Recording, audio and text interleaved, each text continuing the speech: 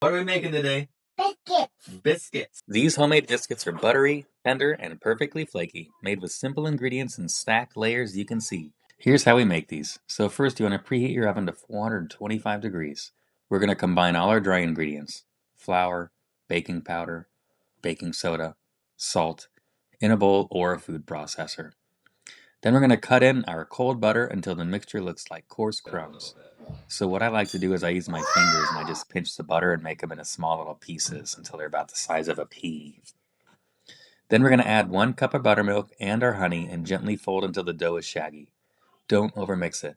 As you can see, I have a small little container with about 1 ounce of buttermilk that's going to be used for glazing my biscuits right before they go in the oven.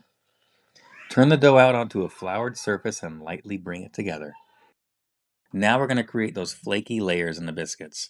So we're going to flatten the dough into a 3/4 inch piece, fold the dough into thirds on top of itself, give it a turn, and then roll it back out into a 3/4 inch piece.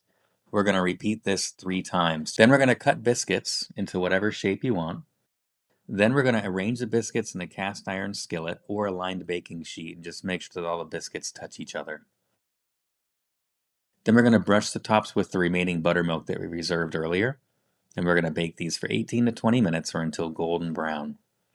So after you make these biscuits, make sure you comment below how the recipe turned out and also what your favorite way to enjoy your biscuits is. Thanks so much for watching. If you enjoyed this recipe, go ahead and hit that subscribe button. I post new videos every week and I'd love to have you back in the kitchen with me.